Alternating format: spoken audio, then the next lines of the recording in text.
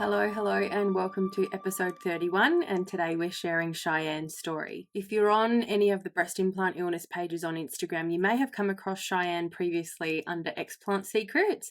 Unfortunately, that Instagram was hacked and she's been having some issues with the new ones. And unfortunately, Cheyenne had people that she was in contact with on the hacked Instagram that she now doesn't know how to reach. So if you have previously followed her, I will put her new Instagram handle in the show notes and feel free to get in touch with her. Now, Cheyenne shares her breast implant illness story as well as what Explant Secrets is all about. She's also holding the Explant Secrets Summer Summit on the 17th of August this year in 2023. So if you're wanting to go along to that one, there's a few really big breast implant illness names presenting at that summit. I'll put the details of her website in the show notes. There's also a mini promotional video right at the end of the episode just talking about the summit as well. That's all from me. Enjoy Cheyenne's story. All right, wishing a very warm welcome to Cheyenne to the podcast. How are you today? So good. How are you, Miss Bianca? I'm amazing, thank you. Let's start by telling us where you're joining us from and a little bit about yourself. Sure. Honestly, it would be an absolute pleasure. I'm so stoked to be here. You and I have had a chance to connect a little bit, right? But for those of you that are listening, that don't know me, my name is Cheyenne Burnett, and I like to consider myself a women's health warrior. I'm definitely a breast implant illness survivor, and I am the creator of Explant Secrets and the Explant Secrets breast implant illness recovery course. I'm a Salt Lake City native. I'm a mom to three incredible kids, the wife of whom I would consider to be the hottest and coolest guy. And I would definitely also consider myself to be a beauty culture dropout. Yes. A little bit about me. Beautiful. So let's go back to the start of all of this. Tell us about your original reason for getting breast implants. You know, this is actually a really interesting one for me to unpack because I think every culture has its own idea of what's considered sexy, right? And what's considered beautiful. But here in the US, where I'm from, there's exactly zero doubt in anybody's mind that boobs make it to the top of the list when it comes to like biggest turn-ons, right? Or what's considered sexy. And I mean, all you have to do is turn on the television or even just open a magazine here and you're absolutely bombarded with an overwhelming amount of pressure to have a well-developed bust line. And so, well, actually, and not to mention, according to a report, and you've probably seen this, but there was a report published in Fortune Business Insights that showed that the breast augmentation industry was worth $2.76 billion in 2019. Oh my And that's goodness. expected, yeah, right? And that's 2019, right? It's 2023. We are seeing and have seen and are expected to see a more than 7% annual growth rate every year between now and 2027. So when you look at like those two things and really when I really sat down and digested that, to answer your question, the social pressure telling me that my 5'3", 105-pound frame wasn't feminine enough and $1 billion industry promising me that they had every answer that I needed, it's no wonder that I found myself in a consultation room with a thin bra stuffed with different size breast implants trying to imagine what my body would look like when it was perfect. I was only 19, right? And so there's a lot of social pressure behind the decision. So we were the same age when we got our Yeah, implants right? Yeah, right. and we're the same You're height. Just might add that in. I'm 5'3" as Oh, well. really? Brilliant. And something else we have in common is neither one of us needed implants. No, very true. What was it like, when you first got your breast implants? Like, did you love them? Did you hate them? What was the surgery like? You know, that's so funny. So I grew up in a household where all of the women in like all of the women in my life, like my had my mom, I didn't have sisters or anything, but all of my aunts, all of the feminine energies around me all had breast implants. And so it was totally normal. And so when I graduated high school and immediately wanted breast implants, it wasn't like a weird thing, like cool, like go do it. Was everybody was like super supportive of that, right? And I re- I remember feeling like I was just like I was super thin, right? I was 105 pounds on a 5'3" frame, and I just felt so boyish, and that's what made me. That was part of what drove me, is like that what the expectation of femininity looks like, and all the women in my life are breast implant wearers, owners, and so I had this expectation, and going into surgery, there was definitely zero conversation about substantial risks, right? There was nothing, especially not cancer, especially not any of the number of symptoms that we can go over that I experienced. None of that was covered. But I bawled. I totally bawled, Bianca. I was in there and I just cried at this person walking me through this change to my body. And I couldn't even figure out why I was crying. And now I look back and it's like because it was a massive red flag that I was not in the right place, right? I shouldn't have even been in that room. But I wasn't uncomfortable. The doctor didn't make me uncomfortable sexually or anything like that. It was a really profoundly sad decision because it meant that I hated myself so much that I had to spend 5 grand at the time to get it done. Right? Surgery was a breeze though. I went in, I got breast implants. A couple hours later, my mom picked me up, bought me a smoothie and took me home. I was on ibuprofen and out at a carnival with my 19-year-old boyfriend that same night. So Wow. it's easy, Oh, goodness. right? It was the leading Yeah. up to it that was hard and all the shit that came after. Yeah, absolutely. So tell us about sort of the light bulb moment about finding out about breast implant illness, how far into the journey of having breast implants that was, and what your symptoms were. Yeah, absolutely. Please be prepared for a long answer on this one Go because for the list gold. We're here for it. is truthfully, so I got my breast implants, like I said, right, a year after I graduated high school. So I was 19 and I did not realize it then, but my health did immediately start to decline. I just didn't make the connection. So I had never had like really bad acne. I had, some acne as a teenager, but my skin was actually always pretty good.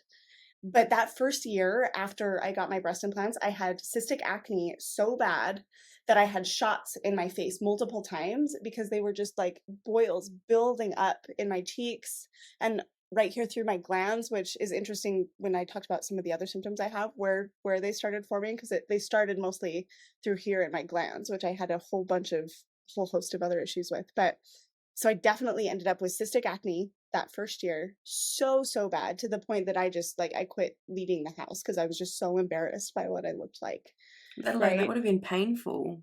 Oh, it was so painful. Like my skin was so sensitive to the touch. I couldn't put makeup on because if I put makeup on, it hurt so bad. And then the oils from the acne moved it away anyway. And so it was just like piles of foundation in between big Mm. zits. It was awful.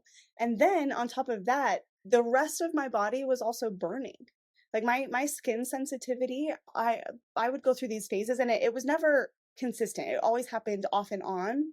But I would go through these phases, and so I was told it was hormones, which is bullshit. Excuse me, Go for it. but it is, right?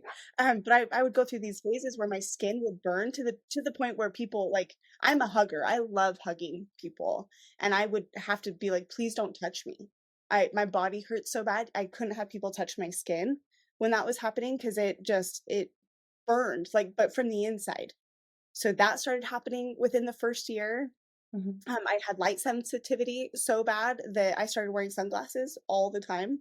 Like people used to make fun of me because I always had sunglasses on as a headband, but it was because my eyes hurt after not that long of sun exposure. So that was something. And so having all of those things happen that first year, I don't know how it wasn't obvious, but other than there just was never it was never part of the conversation, right? Nobody ever talked about these things being associated with breast implants, but I definitely did not make a connection in that first year. nor did I make a connection over the next 10 years.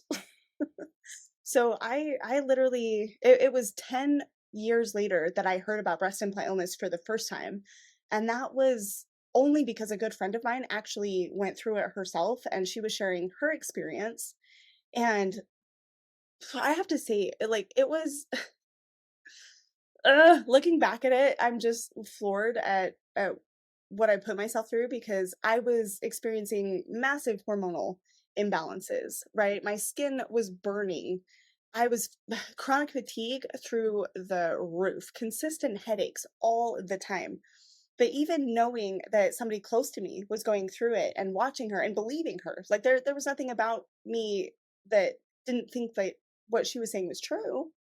But it still took me, Bianca, it took me 3 more years to even consider that that was what was happening to me, even though I was literally experiencing the exact same symptoms that she was experiencing, and I was just not willing to admit the truth. I was not willing to admit that my breast implants could be the problem, So many of right? us do that though. Like I did the same. I saw it was a post on Facebook that I saw and I was like, oh, there's some very specific symptoms there. It was scratching in the like itching in the ears for me that I was like, What? yeah, yeah. And I've only heard of a handful of people that have had that, but she was listing these symptoms and I was like, so many of them we can attribute to like I'm in my mid to late, I'd probably say late 30s now. And I did CrossFit and I was going through a stressful time because my dad was terminally ill. So all of these things could go to that. But like the itching in my ears, that was so specific. But then I was like, no, like no, it's not that. Like Oh my it's gosh. I can't imagine life without my implants. Like, what's this internet fad? And then yeah, you sit with it for a while and then you start to really notice what's going on. And Yeah. yeah.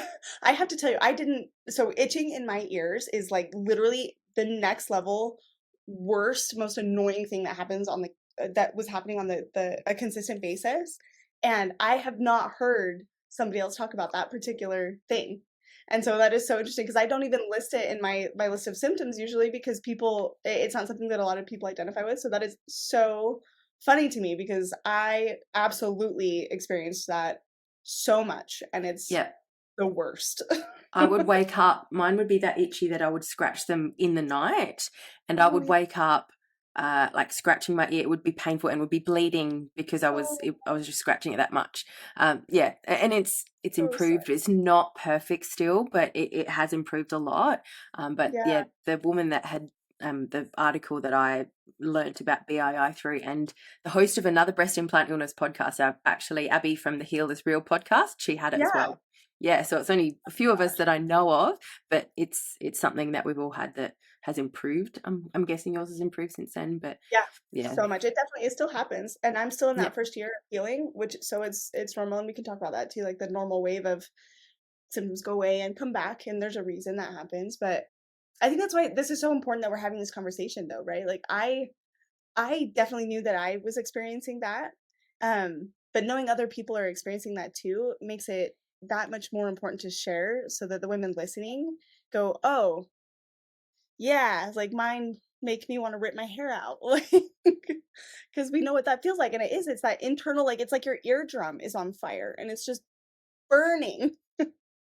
yeah. Ah, man, oh man, girl. When it comes to symptoms, that's definitely at the top of my list of like super annoying ones. Hmm. But as horrible as that one was, it definitely wasn't like my worst one. I'm sure you had tons of other ones too. I gosh, everything I mentioned obviously is part of my normal everyday life, but actually about a year after I had my son. So my little boy is 3 now, and I had him I had just had him when my girlfriend was going through her explant surgery, and I was exposed to it that first time around that 10-year mark. And it was that first 3 years of my son's life that I started to see new symptoms and also bigger versions of old symptoms coming up, right? And so that I'd say that first year after, maybe 2 years after I had my son, my symptoms got a lot worse, and then it got way worse the 3rd year. And at my lowest point, I mean, my daily life included severe chronic fatigue, neck, chest, and shoulder pain, breast pain and burning, abdominal pain and cramping, back pain, brain fog, body itching, obviously ear itching, sinus issues, severe digestive issues. I mean, so bad that for weeks at a time, I could not leave my house. It was just absolutely miserable. I experienced flu-like symptoms, cognitive dysfunctions like brain fog, hardcore, but also not being able to recall words and just normal like brain function was off. Massive chronic inflammation, hearing issues. Did you always feel like you were underwater or like constantly get the feeling like water was in your ears? When I had the mad ear itching phases, like it would get to a point where, because I do have tinnitus, and I was hoping it was a breast implant illness symptom for me, but it's because I've gone to too many concerts without ear protection, Oh, which I have rectified that, and I now wear earplugs to everything that's sort of loud. When I would have one of those mad ear itching fests, I would end up like almost deaf in that ear for a few yeah. days. I definitely had that happen. I can't tell you. I literally I got my ears checked because I felt like I was losing my hearing because it Mm, felt like everything was muffled. Then it would come and go, right? But it that was the best way for me to describe it was I felt like I was underwater. And so that happened a ton. The lymph nodes that I was talking about, right? Because that's where like the acne came up. My lymph nodes and glands, they would swell up so bad. I've had strep throat, and so I can't tell you the number of times that I woke up thinking I had strep again because I couldn't talk. And like you could physically see the glands right here swell, mhm. and it was so painful. And that was not something that happened every once in a while. Like that was at minimum 3 days a week. I was struggling with that every morning. And so I was absolutely miserable with that. I had muscle and joint pain. I mean, I my left shoulder had so much pain that my doctors were convinced I had an injury of some kind. And I'm like, I've not done anything, but they were trying to go through a number of possibilities for how I could have injured the muscle because I was in so much pain that I couldn't sleep. Between that and insomnia, right? Mm. Not to mention anxiety and depression from feeling so shitty all the time, Yep. Yeah. right? And I definitely gained weight. Like I had such a hard time. I after before my son, I had an extra about 15 pounds that I couldn't seem to get rid of. And then after him, it was at least 30 pounds that I was struggling with that I didn't want to have, that I couldn't get rid of no matter what I felt like I did. And neuropathies for sure was a thing, and then it definitely even got worse from there. Like my everyday headaches, I was literally having some kind of headache all the time, and it was always chalked up to like sinus issues, right? Because I was constantly congested and constantly having sinus pressure Mhm. and ear pressure. But then those headaches got so much worse. My headaches turned into severe migraines, which I had never had migraines before, but those landed me in the hospital.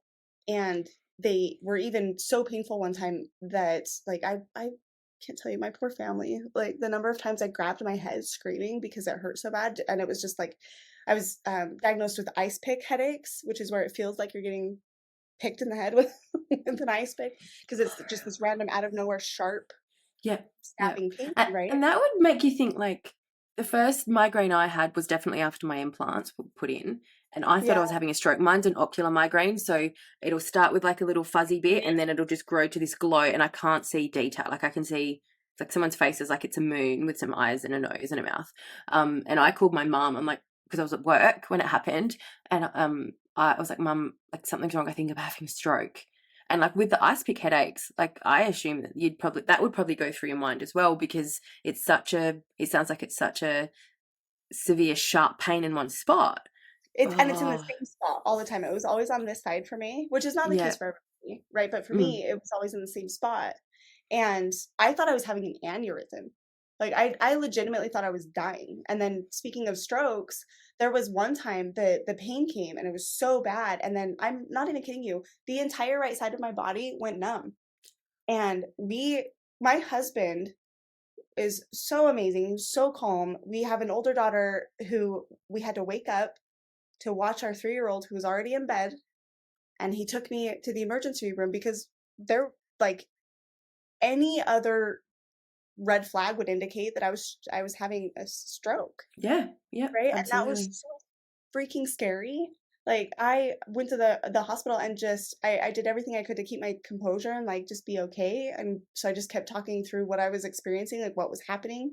Because first it just started with my upper lip, and then my I could feel all of this side of my face, and then I could feel it going down my arm. And so I just like kept talking to my husband about as it was happening, what was happening. And it was probably one of the scariest moments of my entire Mm. life.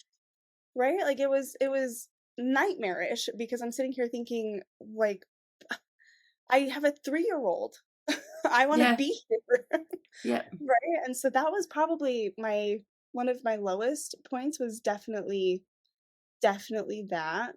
Not to mention my respiratory system. I had so many issues with my respiratory system. By the time I finally figured out what was actually going on, I'm fairly like I'm a fairly active human. I'm overall pretty healthy. I'm really, really adamant about what we eat in our house. And so like I take really good care of my body. Mm. I'm not running a marathon yet, but I'm not in terrible shape, right? So when I say that I couldn't go from stair 1 to stair 12 in my house without stopping, it was like a massive red flag for me. And it happened what felt like overnight. Like all of a sudden my lungs started rattling, and I would have to stop at the top of the stairs, and it wasn't like my body was tired, it was like my lungs just stopped working. If ever I had to breathe heavy, they just couldn't do it, and I would have to stop and take a minute to get air. So, like, just the list of things not only continued to grow, but got so much worse, and by that time, I'd seen all sorts of specialists, I'd had all sorts of tests with no helpful results. So I was seriously starting to worry that there was a possibility that my son might grow up without me. And sorry, That would have been hard. That would have been so hard. that was rough. And so, I mean, sorry. It's okay. Um, it's really important to me that I get to see my babies grow up. And, it's really easy to blame ourselves when we go like, I did this, I chose this, but we didn't choose this, right? We didn't choose breast implants, we didn't choose cancer causing, we didn't choose any number of symptoms. We chose something that we were told were safe. And so I'm sure I'm not the only one, but I definitely walked through that circle multiple times of like it's my fault that I'm putting my family through this, and it is not. It is absolutely not. No, exactly. Yeah. But I'm so grateful because like I said, my friend had first introduced it to me, but it was my husband that brought it back up after the hospital visit with all the numbness, that he was like, maybe we really need to consider this breast implant illness thing. And thankfully, by that time I think I was just so sick, and the realness of the fear of not being there for my baby was it put me in a totally different state of mind, and I was finally willing to acknowledge that maybe my breast implants were the problem. And that was when my perspective on things finally changed, which I'm so thankful for, because now I look at it and it's like, why was that so hard to just choose you and choose life and choose joy? But it's a hard mountain to climb, but once you're over it, it's so much better.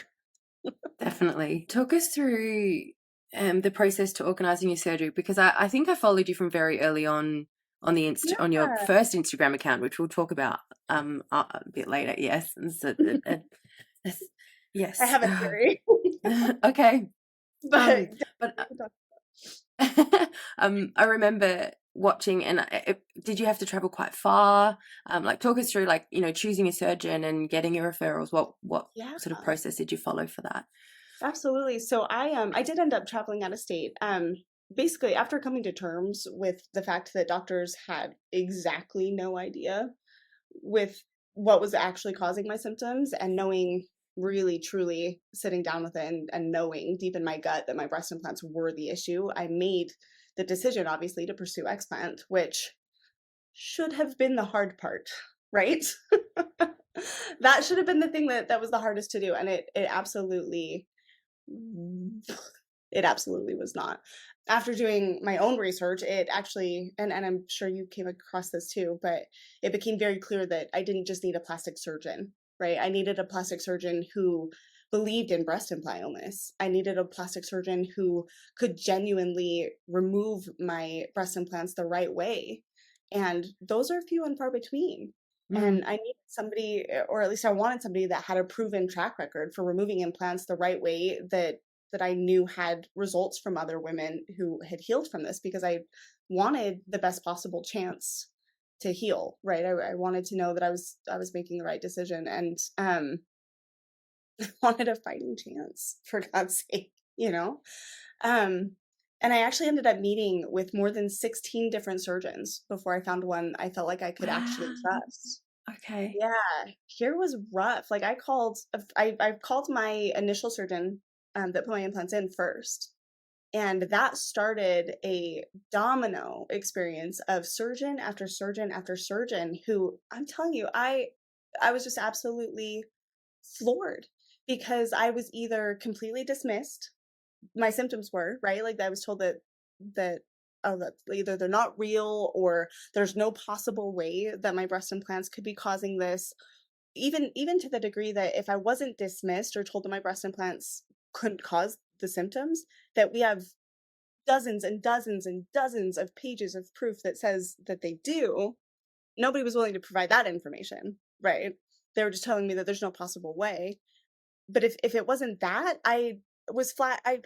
More than one surgeon, and Jason Hansey is the one that comes to mind, that I just have a, like, I really have a hard spot in my stomach when I think of these experiences, because I am a 32-year-old woman who was told that I would not only regret removing my breast implants, but I would be unattractive if do by doing so. Mhm. Absolutely, No.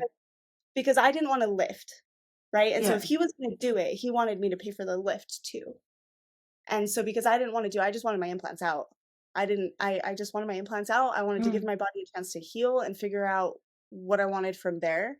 And I was flat told that I would be unattractive because I would have saggy skin and I wouldn't have enough breast tissue to fill it, and that I would regret it. Which is bull. That's garbage. Yeah. Like, these babies, these are fine. It, I like, am good.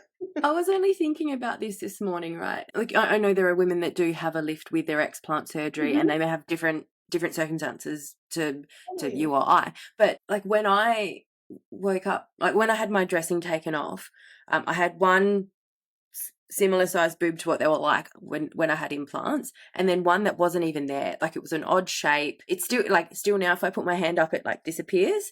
Oh yeah. It's the tissue's very, I don't know, soft and dimply on that side, and it's quite full on the other side. But if I'd had a lift at the time of having my surgery, what would I have looked like? Like your body, I'm not saying that people shouldn't have a lift, because some might need to and they might have the right tissue construction to have that lift done, but Mhm. it would, my mine fluffed out. I don't want them to be as big as they are. I was looking forward to having little ones, and that didn't happen. But like, yeah, it would have been like I don't know what they would have looked like. Would I have ended up with two very different sized boobs permanently because I had the lift at the same time as the explant? Yeah. I can't believe he said that to you. Yeah, totally. I totally appreciate what you're saying too. And I a couple of things. One, totally agree that it just because I didn't doesn't mean somebody else shouldn't. But Yeah, I do fully believe that you should just remove your implants and give your body a chance and then decide later. And I yeah, get that there's reasons like financially that you want to do it all in one fell swoop, but most of us who do it are happy with what we look like if we just take the implants out. And I proudly showed off my own breast tissue, but there are a ton of women who end up very flat chested, and that's okay, yeah. It's right? beautiful too. It's gorgeous, and I think Yeah. it's so funny that you said this, because you said like you were looking forward to smaller ones. And Bianca, I totally wrapped my head around this going into surgery thinking I was going to look like 19-year-old me. right? Same. And I was like, I'm gonna be flat as a board, and I was totally good with it. And then when I came out and I had boobs still, I was like almost disappointed. Same. Right? Like, and I have to like rewrap my head around what I look like. And so there was this weird psychological like roller coaster that we go through on this. And Mm. so like then did you feel like this? Because I almost felt like, well, now I don't really belong in the BII community because I have boobs still. Yeah, I was questioning whether people would believe me that I'd gone through it. Nobody has, and that was just, you know, an Right? internal thought. But yeah, because I do see so many women with like either small boobs or a flat chest, I'm like, oh, I'm a hack. Like I don't even belong here. But Right. that's all just me thinking that. Yeah, absolutely, that's gone through my mind. That's so I'm so glad you said that because I that is one thing I haven't talked about a lot is because a lot of the women I've helped have landed in the super flat chested space. And like one of my wonderful friends, Chloe, um, you may know her. She's Chloe Maxwell. She was Oh yes, she's in Australia. Is that? yeah, Yeah. she's in Australia. She went from her implants to super flat chested and is just absolutely gorgeous. But it's a different journey, right? Because my scars land underneath my breast tissue still. Hers land clear down her belly, right? Because of where like things get pulled up and what had to happen to make that change or make space for those implants. And so we all go through this different journey. And so it's really interesting that like some of us go through it in a way like prepared to be flat, and then like us, you and me, are going Mm, like, but now I don't even fit in. So now I don't yeah. fit Yeah. anywhere, right? I don't fit Yeah. in with women with breast implants. I don't fit in the BI, but we do. Like it's Yeah. all. We've all been through the same. I went Mhm. out and bought bralettes, like little, you know, A cup bras, because I wasn't even I was a double A cup, so not even filling a normal bra before my implants. And I was like, oh, and my doctor had said, look, you're gonna have very small boobs after this. She's surprised every time she sees me afterwards because she's like, they're great. But yeah, like those little bralettes don't fit me. Like, yeah, Right? I get what you're saying. Coming back to what you were talking about, like dimpling and that kind of stuff too. I came out of surgery looking almost the same. Like I had so much, my boobs were so swollen, my chest was so swollen that everything looked like I looked like I still had implants to some degree. Um, and so I was like really taken back by that, right? Like what this can't possibly. And he's like, it'll go down. And mine were super symmetrical and everything. Like they looked amazing. I was stoked. I'm like, this is incredible. They're perfect. And then a couple of weeks after um my surgery, we had an accident and my little boy headbutted me I right. remember seeing this happening. Yeah, yeah. I'm in the process of retelling that story and I totally cried the other day sharing those videos. Okay. I'm like reliving it. But what ended up happening is I had to, for those that don't know, I ended up having a hematoma. So it filled up, right? And so it looked like I had a whole nother implant like up here. So it filled up with fluid. Um, or no, I'm sorry, it was not a hematoma. A hematoma is blood. It was not blood. We thought it was blood, but it was a seroma, which is just fluid. And it was quite a bit of fluid, and it filled everything up. And that ended up making things like this side ended up retracting really high, and everything changed in my healing journey after that because I was wrapping my head around like, oh, I legitimately looked the same. Like I will send you a picture because I my before and afters was like my boobs looked exactly the same. They were just slightly smaller. Hmm. And then that happened, and it's really common because we try to do all of it, right? And my husband was so concerned, but I let him go out of town. He was like, no, I shouldn't. But he really needed to go for a work thing. And so I'm like, I got it. I'm good. I'm totally good. And giving my son a bath, we had an accident and I almost died. Not really, but felt like I was gonna die, Felt right? like it at the time. Yeah, Yeah, it yeah. hurt so bad. But since then, like you can kind of see if I stand on my tippy toes, like I'm not wearing a bra because I hate them. Hmm. Um, but this one lands here and this one lands here. Like they're still different. I'm still healing. Yeah. I'm As Dana Mercica says, they're sisters, not twins, and I love yes, that. right. and I'm okay with it. Like Yeah. truly, and it's taken a minute. Like this one is super this one's finally relaxing, and that's what one of the biggest issue was, is it retracted so high because the muscle just tightened up because of the trauma. And Mhm. so you can still feel like, if I feel through it, the muscles up here are still tight.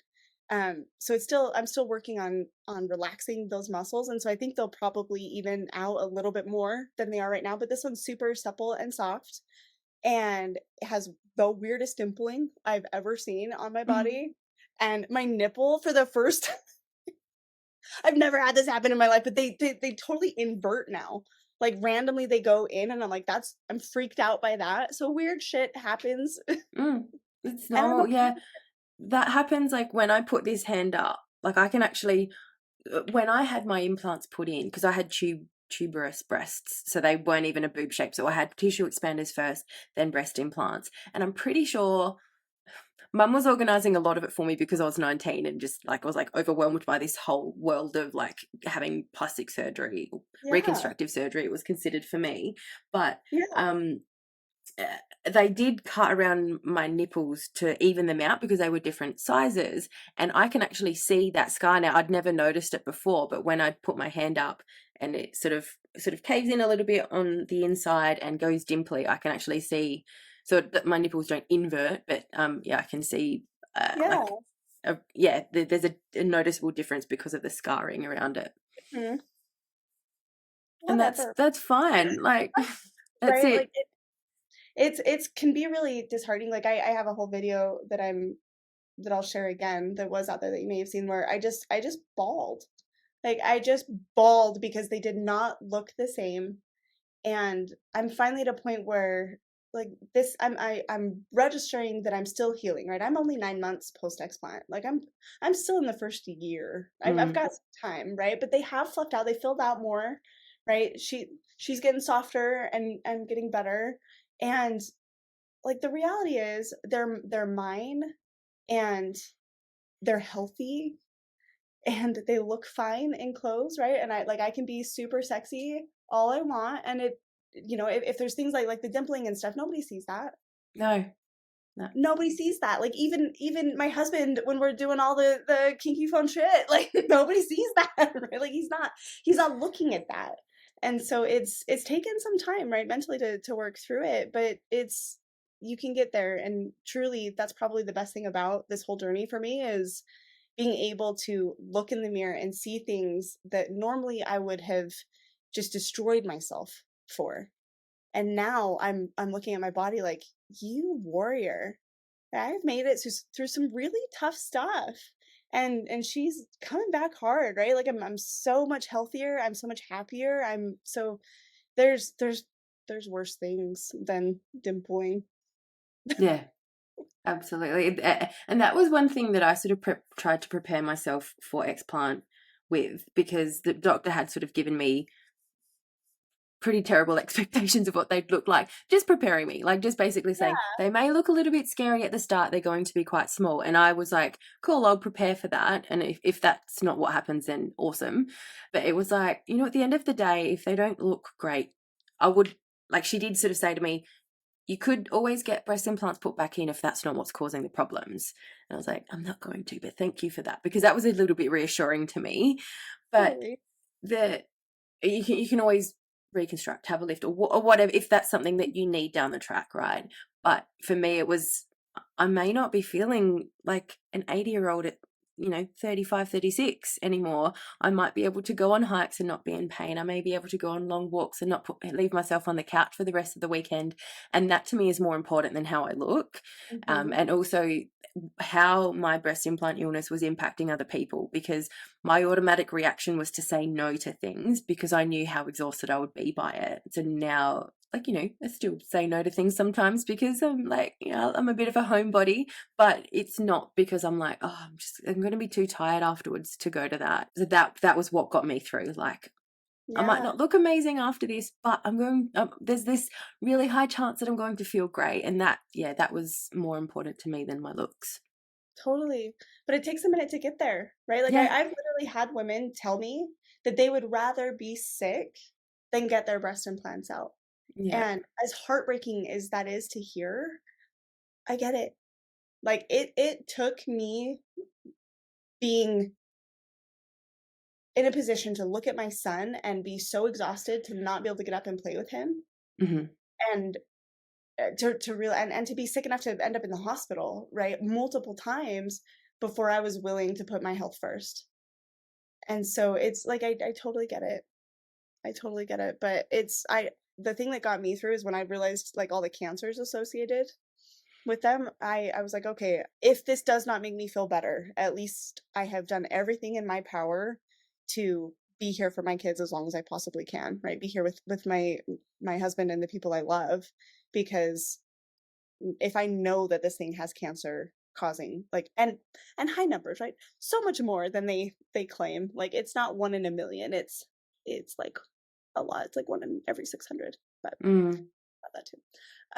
But no, just knowing that I was reducing the risk Yeah, of cancer, and knowing that everybody has an inflammatory response, right? So something would have to at least get better. That got me through it. But now knowing how much was really associated with it, it was the best decision I ever made for my physical and mental health. I can't even absolutely. imagine you went through so much more too. Like you were so young and having to go through the concept of reconstruction. I just can't even process. It was Yeah, a it lot. was it was like I don't even think I processed it back then really because like it was my mum's suggestion to get breast implants because and that came from a place of care. It's like, oh, Yeah. I was getting bullied about being flat chested all through school. Like people would snap your bra and be like, oh, you don't need that bra on or whatever. And yeah, her way, I guess her way of thinking is if something's not fulfilling you, I guess, fix it. Like, all aspects in life. If you don't like your job, apply for a different job, that kind of thing. Yeah, because I was 19, like mum was organizing a lot of it all. So I don't think I processed it, but like it was very much about the shallow, like, oh my God, like I feel feminine. I look like a woman. I can wear clothes now that because I couldn't fill in like baby doll tops. This is like 2005, I think, that I started the whole process. 2006 when I actually got them in. So like baby doll tops, all that fashion's coming back right now, by the way, Mhm. which I love. Right, totally. But I but I couldn't fill in any of Tops. those clothes. So I was like, yes, I can wear that kind of stuff now, and I did. And yeah, like it was that was all that was important to me back at the time. Yeah. Yeah, but I didn't actually realize that I had a medical condition until I went to a surgeon initially. I actually asked about a fat transfer before getting implants because the idea of getting implants to me was like only like models do that. Like, the models that have the really big, like, bikini models. Yeah. That's not something that an everyday person like me gets done, but we're seeing it. There's so many women that have implants. Like, Mhm. yeah, I remember a friend, she worked for a radiology place and I think she was in reception there, and one of the questions on the forms was whether the women had implants. She's like, you'd be surprised how many people have them. And this is not that long after I had them in, so probably 2008, 2009. And yeah, it was just so common back then too. So common. It's really Mm. interesting. Where I grew up too, it's like the norm. Like it is everybody has them. Mm. And it is crazy, but to date, there's more than 35 million women worldwide, and that number's counting because they're adding hundreds of thousands to that list every year. Yeah, yeah, and we don't even know whether they've tracked all of the ones that we've had two different registries in Australia, and there was a little bit of time where like one finished, and then there was a couple of months before the other one started, but that wasn't when I had my implants. I had my implants when the first one was around, and mine weren't recorded in there. It wasn't a thing. I don't think it was mandated. Now my surgeon recorded my explant with the new registry, and I've been in contact with them to let them know about my implant illness symptoms, Yeah. just to make sure that that's something that is being tracked. I've reported it Mhm. to our version of the FDA just to make Yeah. sure it's being tracked. We've got a study in Australia, and I've made sure I've joined that, and I'm promoting it because, yeah, getting that awareness out there about it is the thing. And I would love to get to a point in the world where when you Google breast implants, that breast implant illness, or some doctors are calling it systemic symptoms of breast implants, that Mm-hmm. comes up pretty Or early in the search results. any number Yeah. of list of Yeah. names, So yeah, then but I hear people you. people can make that informed, educated Mm-hmm. decision to have implants or not. Like, if if you look at it and see the risks, and believe that you still want them, and it's important for you to get them after that, go for it. But just Mm-hmm. know what to look out for. And someone else I've spoken to has said, have Brandy from Be Real Babe podcast, she said, have the money there for an explant if you get implants in, because it might happen to you. You don't expect it to happen, but you don't then want to live like we've gone through Right? for, years of debilitating illness. Because, Totally. yeah. I have a vision that takes it even one step further where, we have the women of our world are able to realign their expectations of beauty with what is healthy Yeah. and with real bodies. Because if we can do that, nobody needs to be searching for breast implants because nobody tell you, girl, if I had spent the money on a therapist and self-development that I spent on plastic surgery, I would be so much better off. And I want that for the generations after us because they deserve so much. We deserve so much better. They definitely deserve so much better. Absolutely.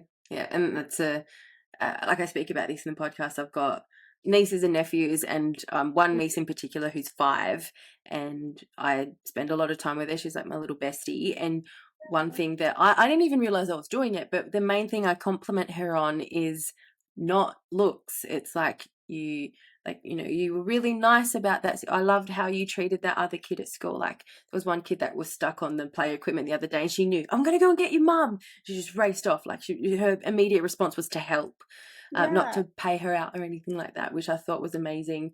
Like, I love her confidence and her weirdness, and those are the kind of things that I feel like I compliment her on, not how she looks. She's gorgeous, but that's not the most important thing about her. And yeah, I think if that conversation and if that way of thinking was more common in the world, yeah, like you said, we'd get to that point where people didn't feel like they needed not just breast implants but other forms of yeah, surgery, because we're seeing Botox and fillers having similar impacts on women to implants as well.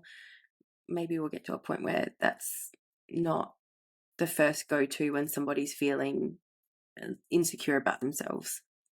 totally. No, there is there's so much. There's always a better way. There's always a healthy way, but because it's like I said, I'm a beauty culture dropout, right? Because I refuse to subscribe anymore because there's always a solution, but the solution is based in how can I make the most money? And it's always based in unhealthy ways. Like there's so many things like eyelashes, for example, right? How many women spend so much money on eyelashes? And the reality is you can literally put lavender oil in your mascara and make your eyelashes so long and so healthy, but I we didn't know don't. that. Mm. Yeah. It naturally just makes them super long and thick, but we spend money on gels and serums. We spend, on extensions that destroy our lashes that make us continue to go back. Yeah. Yeah. And gels and serums are chemicals, right? And so there's just, I mean, you name it, there's a beauty industry option that is chemical or toxic filled, and there's a natural option. And so it's just how the world has leaned, and we can change that. We can absolutely change that. We're the people buying it, right? Like it's up to us. So if we stop buying it, they'll stop selling it. What sort of preparation did you do for your explant? Like, anything that might help anyone that's like in the lead up to their own explant surgery? Yes, this is something I'm really glad you asked this question because I very much felt like it takes time to do the research to find the women to follow that have the right information, right? Or the surgeons. And so there are so many things that I know now that I wished I'd known before I stepped into the OR. So I am so happy that you're asking this question, because I definitely want to be able to provide that to the women listening to this. So here's the thing though, detoxing, right? That it's such a basically that word is just supercharged in the breast implant and breast implant illness community and then the explant community, right? Because there's just so much information circling out there, both pre and post explant. And I have to say, I completely disagree with most of the advice that's being given. Even a lot of doctors and breast implant illness advocates and surgeons will tell you that detoxing before the explant is pointless and even bad. And many doctors, most surgeons will tell you not to detox for at least 6 to 8 weeks after you explant. That is just completely not true. And here's why. So breast implant illness starts in our breasts, right? That's where the source starts. But over time, it impacts our organs, it impacts our tissue, it impacts our cells, and from chronic inflammation to backed up lymphatic systems to hormonal imbalances and toxins clouding our brains, breast implant illness is a full body sick, and that worsens over time as our systems become more and more burdened by the weight of the war, right? That it's literally raging inside of us. So yes, I firmly believe that explanting is absolutely necessary, especially for a full recovery. But that doesn't mean that you just have to sit back and wait and let the damn things wreak havoc on your system and destroy your organs while you're waiting for surgery day. I don't accept that. But And you can how also prepare yourself to feel better and recover better from the surgery by doing this kind of yeah, work beforehand. Yeah. totally, totally. And I'm not talking, a big expensive supplement system. I very rarely there's two no there's three supplements that I regularly recommend, and that is it. I do not lean into supplements. I don't lean into detox systems. But it is really important that women understand that you can do this the wrong way, right? There's absolutely a wrong way to detox, especially while your implants are still in, and you can make yourself horribly sick. I mean, Hmm. I'm talking you can make your symptoms flare up in the most colossal way. Yeah. Like I was like using a sauna in the lead up to my explant Oh surgery. no. Ah, I ah. learned luckily. But yeah, yeah, I didn't realize how bad that was for me. Yeah, horrible. Mhm. Well, and they don't tell us that. That was not on the list of things you shouldn't do when you got implants, right? Oh, by the way, saunas melt your implants and make you so sick. But it's prized as a way to care for your health, right? It's like, and it's amazing if you don't have literal bags of toxic chemicals and heavy metals sitting on your chest melting if you're in the sauna, right? So that's definitely on the list of things that I talk about. But another big thing that came up for me in my journey that I did wrong was juice cleansing. So juice cleansing, I don't know if you tried that at all, but I'm so glad you didn't. Um, I didn't, this was obviously before I really understood BII and how it fully impacts the body, but I decided that it was going to be a great idea to do a juice cleanse, and I actually did it both before and after my explant. And I have to tell you, if you have breast implant illness, no matter what you do not do a juice cleanse because it is literally the worst. It will make you so sick. And there's reasons for that. And this is a super simplified version, but basically, without fiber and binders to trap the toxins, your liver is dumping all of these things into your small Right. intestine, right? And Okay. your liver is heavily burdened, and that's something that most women don't understand is happening when they have BII is the Mm. damage to the liver. And so your liver is already heavily burdened. It's doing its very best to keep everything alive, right? And functioning properly. And so you start detoxing and you start cleansing, and it starts to dump all of these toxins and things into your intestine in order to try to get rid of it, right? But what happens is when you have that kind of overload of toxin or heavy chemicals or even mold and things like that, in a juice cleanse, you've removed all the fiber and which removes all the binders to those things. And ultimately what happens is all of that stuff just gets dumped into your intestine, and then nothing's Cause holding on to it and keeping it there, yeah. so it's reabsorbing back into your Oh, body. causing And more damage probably to your digestive system as well, which is why mhm, we see IBS and SIBO in women with breast implants. Oh yeah. I mean, right, me too, right?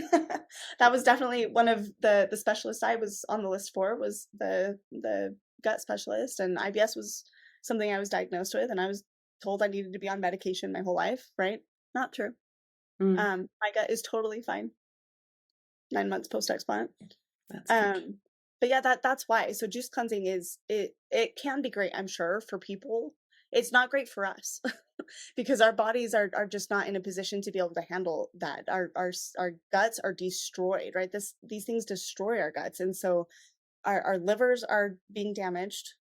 They're doing as much heavy lifting as they can possibly do, and our intestines are just not in a place that they can flush things. And so we have to have fiber and binders, or else we're just going to reabsorb it right back through our intestinal walls and even back into our blood. And that makes I did it, I know, and I was so miserable.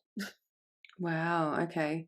I look, very early on after my explant, I was like, I don't believe in detoxes because the ones that I had seen were, I didn't realize there was a difference between a cleanse and a detox, but it was juice cleanses. And then there was like, in my early 20s, I had a friend that used to do the lemon detox diet before, like in the lead up to like a night out in the city because she wanted to look skinnier in like her expensive dresses. And I just realized now how unhealthy that was. But that was just living on water with lemon and cayenne pepper, I want to say, or normal pepper in Maple it, and syrup. not eating. Yeah, like, oh, and that's what my idea of a detox was. And I've recently linked up with an amazing naturopath who's working with me on, like, there's stages that you really need to go through to set yourself up for the next stage and then the next stage after that. So the first one for me was detoxing. I'm in a gut health stage at the moment, Mhm. which like she was explaining how the heavy metals impact. She was amazing. She'd heard of BII before I came to her, so like very thankful that we Brilliant. crossed paths. And then for me, next step is like getting my hormones back in check because they were definitely out because of my Yeah. implants, and also an IUD, like an intrauterine device Hmm. contraception that I had. My body just does not want anything foreign in it. But yeah, super important to be doing it the right way, as you say, because it can cause all sorts of Totally. Well, and problems. I think I'm sure the naturopath that you're talking about is talking about like the different phases, right? Because if you start detoxing here, but your gut is not prepared, it's gonna get stuck and you're just gonna get more sick, right? Like Mm. gut issues, one of my biggest issues was constipation. And so trying to detox while being constipated, Oh, you need your okay, detox pathways open. I keep hearing people talk about that. right? You Yeah. can't. And I didn't understand that. And so I just ended up I made so many mistakes, Bianca. I'm so glad that women like that there's sources like this because I was just made myself so miserable. But so I totally agree with everything you're saying. I think there's actually a couple of things I focus on in my breast implantless recovery course for pre-explant, and none of it is what like none of it is supplements, right? None of it is these big cleanses or detoxes or anything like that. A lot of it is like one is well, here I'll just explain it this way. Then Mm. there's really three main things that I have my women focus on, and the first one is reducing inflammation in the body as much as possible, which I'm sure you've heard, because it's just so critical for so many reasons. But that can be done by, removing inflammatory foods like dairy and eggs and gluten, especially even if you're not gluten intolerant. Gluten creates inflammation in the body, which always it makes healing harder, first of all. So it's important to do post or pre-surgery so that you have a better chance of healing. But it just makes all of the symptoms of breast implant illness worse. So it benefits that. And then what you were talking about, right? Well, actually, here, let me finish the thought. So removing food and then incorporating food that naturally reduces inflammation, like turmeric and leafy greens and certain berries, right? So I focus heavily on food as the tool. Um, we also look at hormone health, right? Because like I mentioned my hormones were crazy. You mentioned your hormones were crazy, right? Yeah. That's a big thing.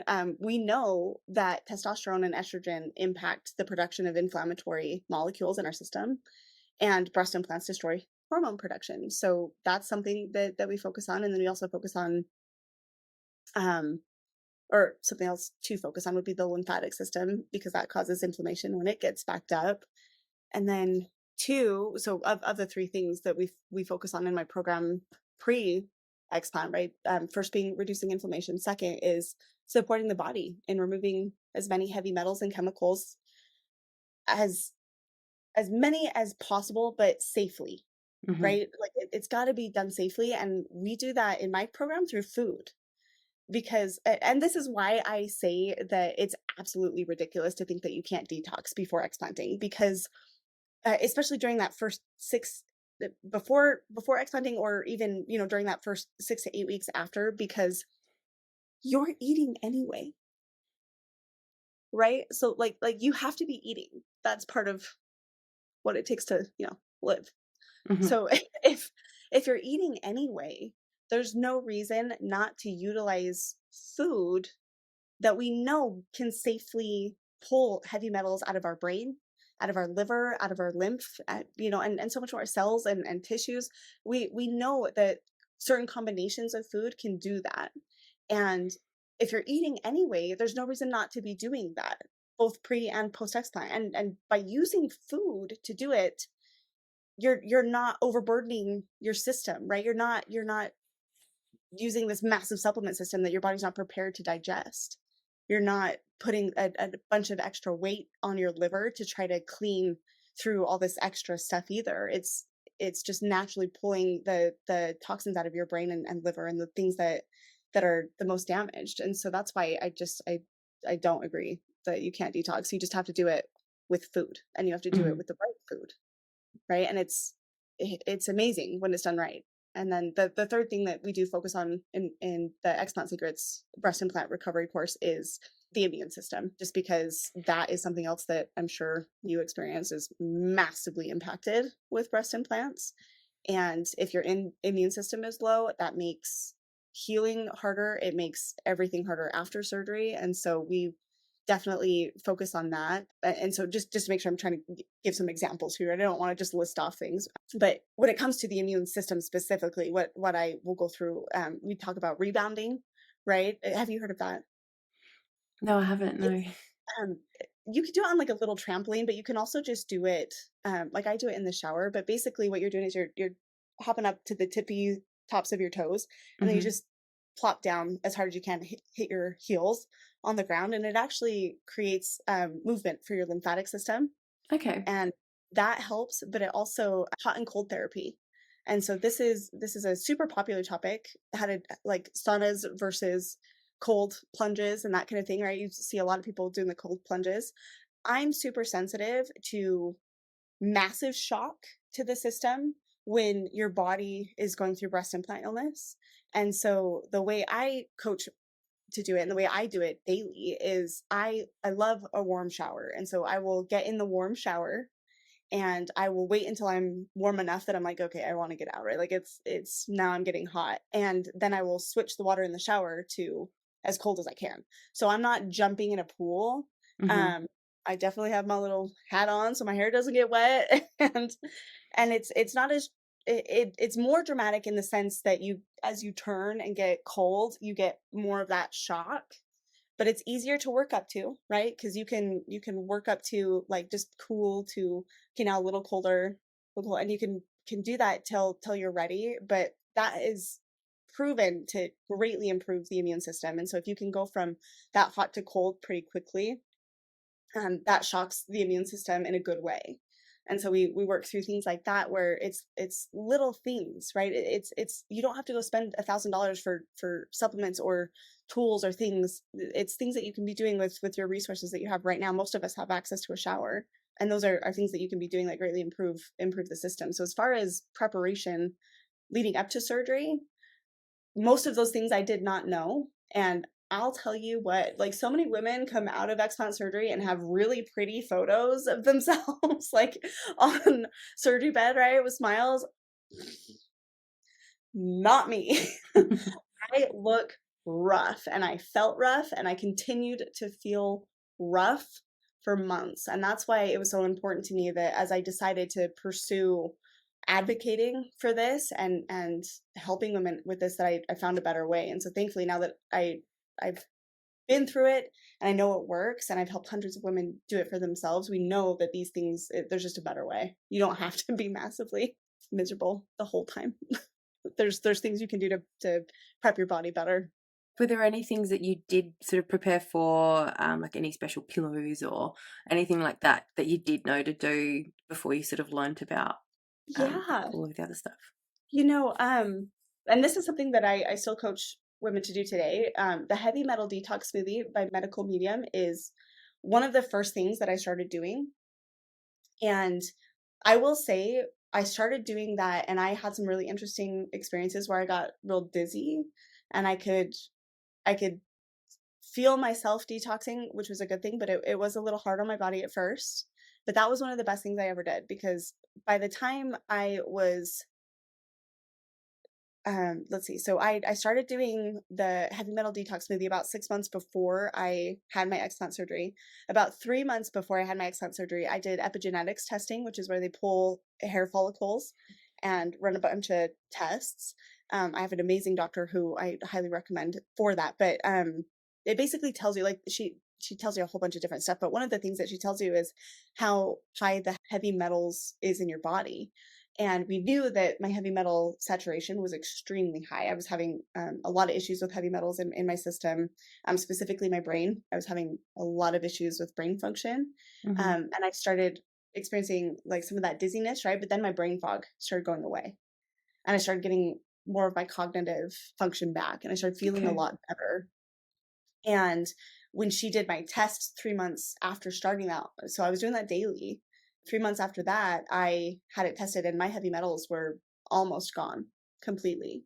And so I know that that works because I have the testing to prove it. Right. And I know that it works because I felt it work for me. Like that really genuinely helped. And so that's what that's one of the things I'm talking about, right? Food, like that specific smoothie combines multiple foods, right? It's bananas and wild blueberries and cilantro and spirulina and I'll have to get you the recipe. I have it listed out. But it's real food, right? Yeah, It's yeah. it's not like some crazy supplement system. It's just real food that you put in a blender yourself and you drink it, and it makes a huge difference. And it really did for me. So that celery juice every day made a massive difference for me. There's a big fad, right, with celery juice, and it's because it freaking works. I don't like Right? celery. I hate celery. It's like I've always wanted to eat it because I know, it's really good for you and whatever, but I haven't tried that because I don't like celery. I get it. I totally get it. But when it comes to your liver, it's actually like it's a miracle worker when it comes to undoing the damage that these things have done to our livers. And so that I did do every day. So I would wake up, I would drink, and I still do this. I drink between 8 and 16 ounces of lemon water to activate my organs. And then I would drink between 16 and I got up to 32 ounces of celery juice every day because my gut was so bad that that was the only way I could go to the bathroom. That's what worked for me. And Hmm. so some like if my if I gave my husband more than 8 ounces, he was like in the bathroom in 5 minutes and like not coming out for 25 minutes. Didn't work like that for me. But so he only drinks 8 ounces. I drink up to 32, and I still drink at least 16, but I'm still more in like the 25 ounces a day range because it's my body is still healing and I'm still working through it. But those are things that I did, that I still do, and I stand by because they really did make a difference for me. The rebounding, I definitely did. The hot and cold therapy, I definitely did. I did okay. Like I was just in a lot of pain. So my implants were in just over 12 years and my capsules were very, very thin. And so what that meant was they also adhered clear up into my collarbone and they wrapped all the way around back through here. And so when my plastic surgeon had to go in, um, uh, not necessarily the capsule is the scar tissue that forms around the implant, right? Mm, But that scar tissue for me continued up through here and around my side.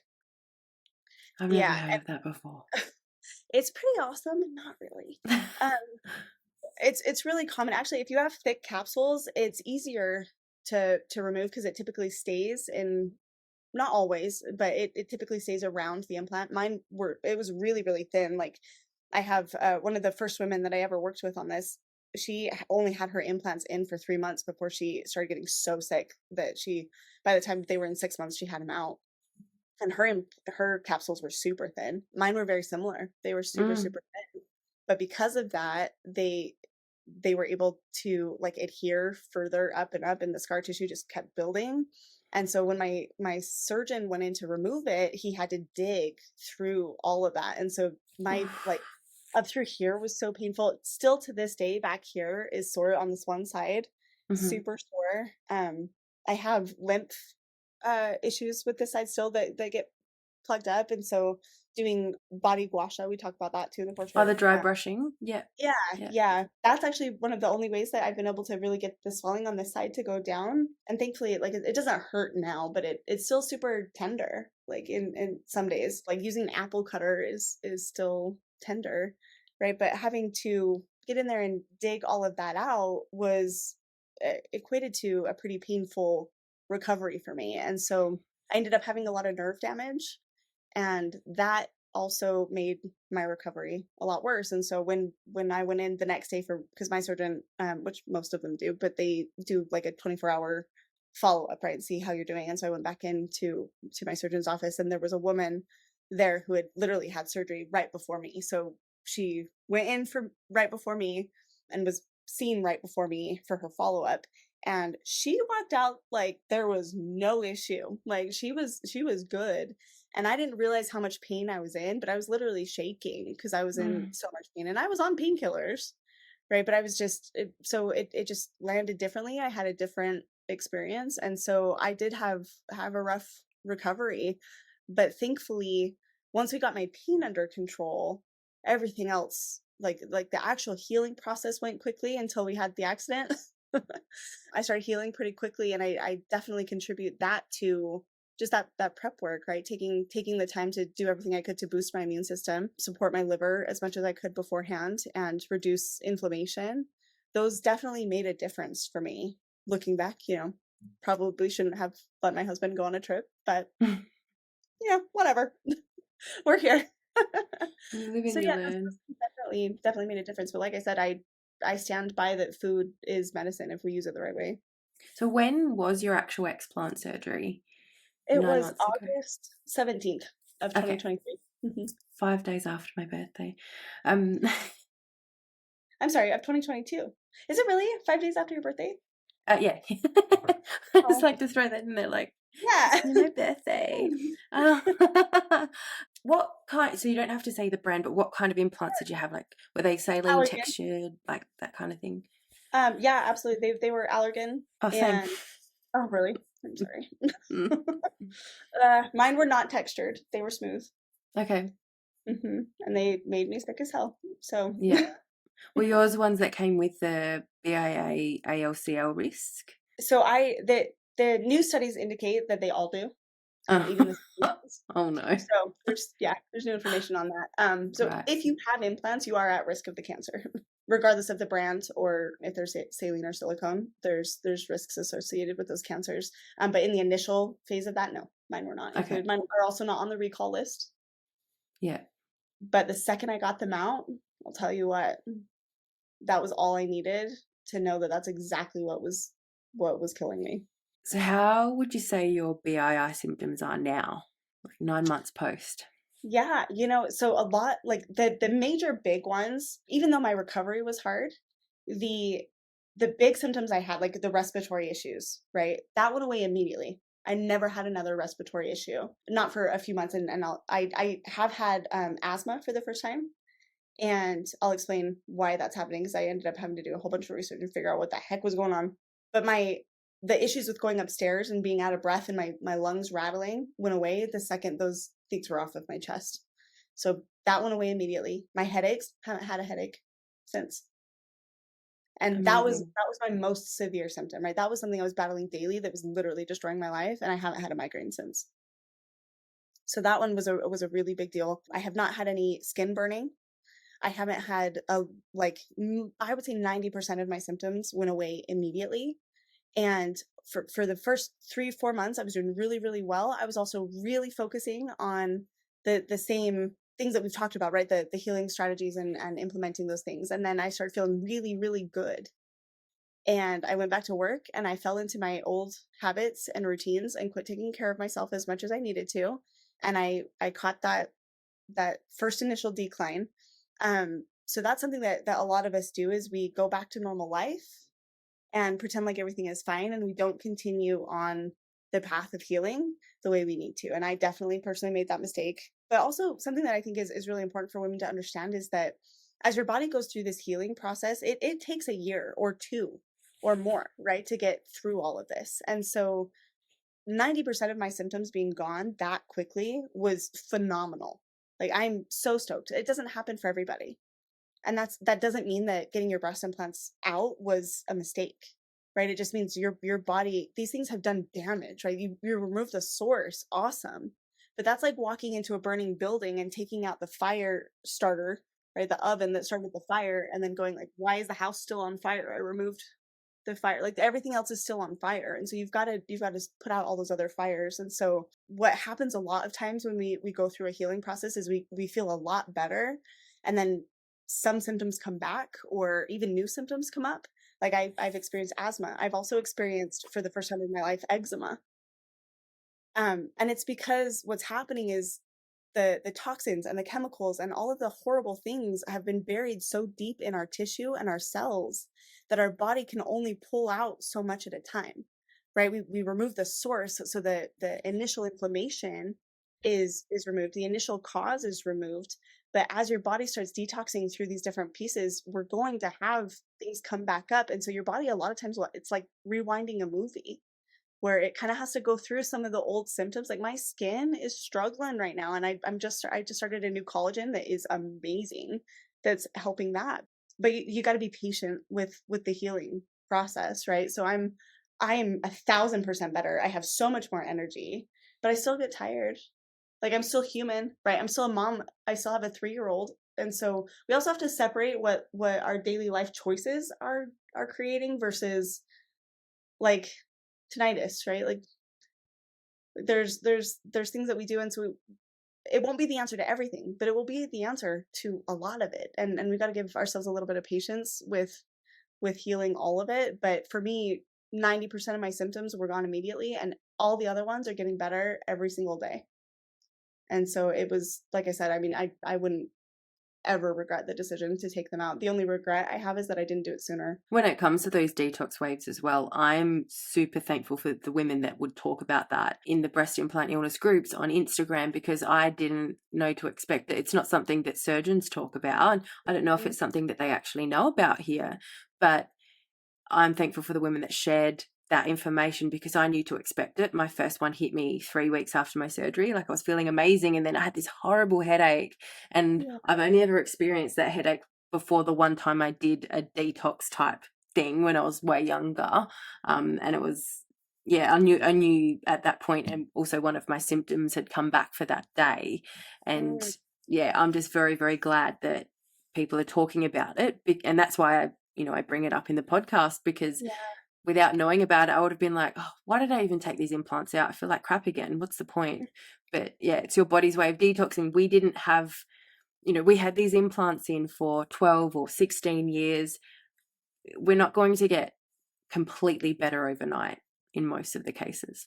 No, yeah. And it's something like it can be super disheartening, right? Like I didn't know to expect that. And Mm-hmm. I totally speak to what that feels like. And I was devastated. I was like, oh my, the fear of having my headaches come back was so next level for me that almost gave me a headache just because I was so scared of it. Because I started feeling sinus pressure, and I used to get sinus pressure headaches before I would get the migraines, and I started experiencing some of that again, and I broke down and bawled because I was so scared that the next thing was I was going to end up back in the hospital. Mm. Thankfully, it didn't, right? But I got right back on my my detox process and my detox protocols, and started, paying close attention to my daily habits again, and feel so much better. But you do, like, it's normal, the threes, right? 3 weeks, 3 months, 6 months usually. 6, 7 months is when I started another big dip where I started seeing some some decline. Yeah. The 9-month mark, my skin started freaking out again. That's when I started to feel like crap again, like absolute. Really? That's when I went to see the naturopath. Yeah, the 9-month mark was my hardest. Yeah, yeah. Yeah, I'm going through it. I'm totally going through it, and but it's nowhere near, like, going through it today is nowhere near where I was. I was looking at videos. I didn't know that I was going to do this, right? I didn't know I was going to be an advocate and be teaching women about this stuff, but I knew that I needed to document my, like, what was happening. And so for whatever reason, I decided to start documenting my symptoms. And I have this video of me just walking myself through what I was feeling that day. And I started doing that a few times before my surgery. And I was listening to one of those videos because my Instagram account got deleted and I needed to find old videos. But I was listening to that, and I totally started to cry because I forgot how sick I really was. And so I was just floored at, like, that was a good day that I was watching, and that was a horrible day, Mm, right? Like, and so just to see myself walking through it, and like how positive I was being and how hard I was trying to show up for my family, and just like it brought me to tears, going like, my hard days today are nowhere near my what were my easy days then. yeah. And that's just 9 months, right? And so there's so much more room, but it's easy to forget how sick you really were. And so looking back and remembering how sick you were is always, I always recommend it. Yeah, definitely. I don't think I recorded enough of that kind of thing, but I didn't realize that this podcast would be going for very long. um, Right. uh, but yeah, it is very important so that you can be reminded when you are going through these moments of detox waves, flare ups, whatever we want to call them, that, like you said, your bad day now is better than a good day back then. It's so much better. Right. And it makes it easy to see, one, it makes it easy to have hope, right? But it also makes it easy to see that I am getting better every single day. And so I just posted the other day that I highly recommend, whether you want to share it or not, right? Not everybody wants to be so vulnerable and put their stuff out there like we do. And that's okay. But I do recommend documenting and videoing yourself, because I'm telling you, there's a video of me that I'm like, oh my Lord, my skin is horrible. Like the discoloration happening. Like, I look like I am in my 60s when it comes to, like, age spots. Like, because something that happens when your liver is damaged is premature aging. And my skin, I'm actually doing. I'm really really picky about makeup because I want women to see what I actually look like. Because your skin is like one of the first ways that your body communicates with you, right? When you're healing through stuff. So you'll notice early on I used a few filters now and then because I was like embarrassed about what I look like. But 90% of the time, don't get me wrong, I'm totally wearing makeup. Like, I have it, right, and I wear it totally. But I'm really picky about showing people what I really look like because I want you to know what the healing actually looks like. And so, like, right now I have tinted moisturizer on, and so you can't really tell. Actually, I don't think it, like, but my skin is like, that discoloration is mostly gone. I have one right here that is still pretty like a liver spot that I'm working Mhm. on, but it's getting better. And so I know that we can heal our bodies, right? I can see the liver damage literally undoing itself. And so I'm literally in that reverse movie, but it just takes time. It's it, time and patience and treating your body the right way. Yeah. But it's really nice to have those videos and look back. So if for the listeners, if you're, whether you're 3 months post explant already, or a year, or not even explanted yet, like, I just document for yourself, because you're on that journey, and wherever you're at, you can compare later. And it's been a really helpful tool for me personally, for my mental health, to see the evolution. I remember you saying about the asthma before. Have you come back Oh to that? yeah. Yeah. So that's what something I realized, because I had a lot of respiratory issues, like I said, right? Like, a lot of issues. And I had my lungs checked multiple times. And when they were checked, there was never any, like, fluid in my lungs that they could find. There was never any real, like, asthma wasn't even part of the conversation. It was always just that my lungs were so inflamed that everything was, like, for whatever reason, there was a lot of inflammation. Nobody could give me a reason why it was so inflamed. And so it was always chalked up to allergies or whatever. Like I said, when I got my implants out, that went away. Like, I literally, my lungs I could feel rattling as if there was like pneumonia going on. Like I was checked for pneumonia a couple of times because it you could literally I could feel it happening when I got my implants taken out. That went away, but just recently in the last few months, I've had some really interesting respiratory responses to things. And it has to do with chemicals like cleaning my house or laundry smells or something. All of a sudden I'll get this an allergic reaction, and they actually diagnosed me with allergy induced asthma, and I know it's because of my breast implants because my lungs are still recuperating. Mm. And when you have an overburdened system of chemicals, you're so much more sensitive to things, right? And so things that didn't my system was so overburdened before that it couldn't respond to anything else. Like, it literally could not my immune system could not even tell me that something was bothering me because it was so bothered by so many things. All the red flags were screaming that it couldn't tell me that my laundry detergent was causing me an issue. So I didn't notice a lot of things, right? But as I've healed a lot and have removed the sources and have had a chance to breathe, literally, right? To take a breath. Now my body is telling me when I'm having responses to things, and I definitely am still super sensitive to things that maybe I won't be after they have a little bit more time to heal. But maybe they won't. Maybe my Mm. body's literally telling me like these are more toxins, and I'm just having a chance to actually hear my body now because I don't have 500 other things that it's trying to tell me that are Yeah. wrong, Yeah. You do right? hear about that though.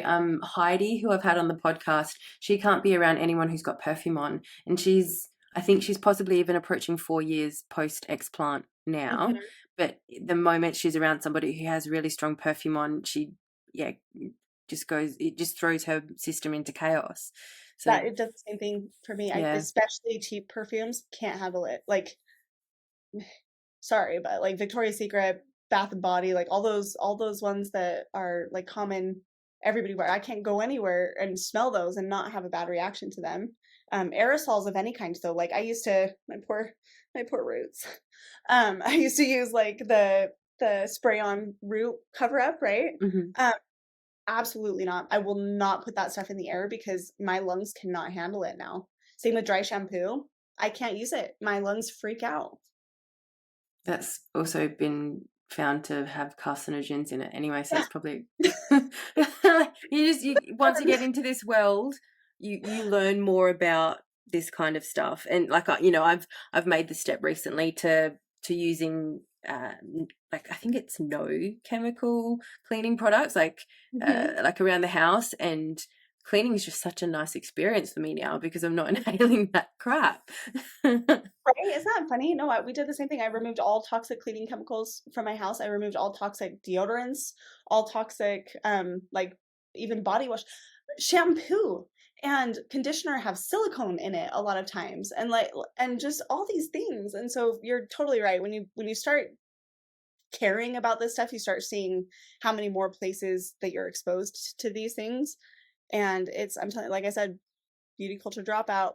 I'm over it. I'm over being exposed to all these things that make me sick because allegedly they make me prettier, right? Mm. Like there's a better way.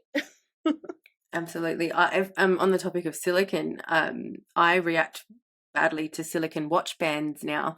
Like my Yeah. body's just like, nah, don't go anywhere near that stuff. And I'll end up with a rash, and it can end up quite painful and itchy under my watch band if I Yeah. have the silicon watch band on. And I wear a fitness watch, so silicon's probably like the better option when it comes to like getting sweaty on your watches and whatever. But I've had to switch it to a leather band, no problems now whatsoever. Really? That's so funny. Yeah, I totally do the same thing. The second I get sweaty under my Apple Watch, it does the same. I start itching. So that's yeah. funny. I'll have to switch and see Try a how. watch band, yeah. And there's heaps more options for Apple. I'm finding because I'm a Garmin person. There's not as many options that I can find in Australia, but I've Yeah. seen some like some stretchy ones. I've seen some that look like scrunchies, which is kind of Yeah. cool. I don't know how well that would stay on in a like high intensity workout, but it would look cool. Yeah. But yeah, I've just managed to get like a cheap leather one for now, and that's Hmm. surviving workouts and not causing any rashes for me. So yeah, Good. it's like your body's like, get that away from me. I never want to be around it again. Right? Yeah. Gosh, I feel you. So what's one thing aside from the cancer risks and breast implant illness, what is one positive thing to not having breast implants? Oh my gosh. There's so many good things. As funny as it is, I genuinely like my body better without them.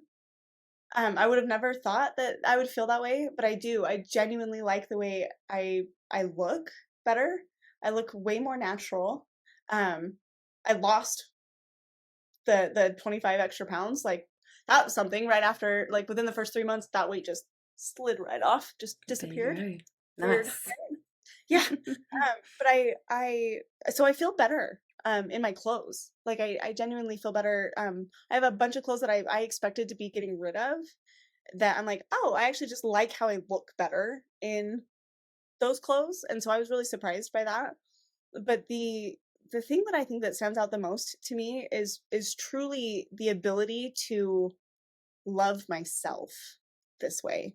Not the fake version of me, right? The version of me that had fake boobs that like it just wasn't real, right? I couldn't look in the mirror and truly love myself because I wasn't being honest with myself. I was masking insecurities. I was masking a whole host of emotional issues, thinking that that was going to fix it. And so self-love, it really put a wall up between me and my self-love. And so I was pleasantly surprised that I was able to really fall in love with myself and see value in so many more things than just what I look like without them. And I thought that that would be so hard. Like I truly was so afraid that I was not going to love how I looked or that I was going to feel less than or like I've lost something and I've only gained from this. So I'm super grateful for that definitely and it's an added bonus for sure. It's amazing to hear. So if there was one piece of advice that you could go and give back to your 18 or 19-year-old self before getting implants, what would it be? Hmm. Honestly, I think it would have to be I made the joke, right? I make the joke all the time that I used to think I needed boobs to be confident, and I realized I just really needed a good therapist.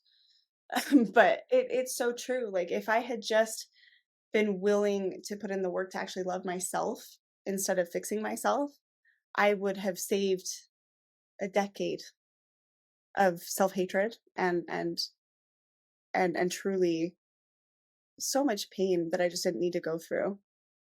And I'm unraveling all of that now and I'm still working through some of it, but it's a new leaf for me. I'm so much more in love with who I am, and if I had been able to have that 10 years extra to work through that, I'd be so much further, right? And I'd be so much more in love. And what else could I be accomplishing right now? And so it would definitely be like, please don't spend the money on breasts. If you're going to spend money on yourself to improve your confidence, spend it on something that will actually genuinely help you be confident, not pretend. Thank you. Yeah, that's really good advice. So the Instagram. So that's how we've obviously connected, and uh, you've gone through a couple of phases of it. But first of all, tell us how anyone that's listening can reach you, and then we'll sort of talk Yeah, about what's happened recently. absolutely. Thank you so much for asking. Yes, if we were looking to connect today, you can find me on Instagram at at Explant Secrets with Cheyenne. You can also find me at Explant Secrets on Facebook or the Explant Secrets website. You can also just email me directly at Cheyenne at explantsecrets.com. Or if you don't want to try to figure out how to spell my name, info at explantsecrets.com also works. Awesome. I'll put all of that information into the show notes as well, just so that people Oh, can perfect. Yeah. get in touch. Perfect. Yeah. So definitely the new account is at Explant Secrets with Cheyenne. It was previously just Explant Secrets because it was hacked. And I was so bummed. So I literally, I had a full on breakdown over this because like I had mentioned, right? Like when I first started doing this, I didn't know that I was going to be so passionate about this message. And now I've literally dedicated my life to helping as many women as possible who are suffering from breast implant illness safely remove and detox from these things. But I didn't know that that's where I was headed. And so, but my husband is my best friend in the whole world, and he is so special, and he consistently tells me to document, right? And that's something that he's really adamant that we do in our lives for our kids, and because you just never know where things are at. And so the number of videos I have that I wouldn't have had are just enormous because of him. But I started documenting, and then I started realizing that there was a community and that I wasn't alone.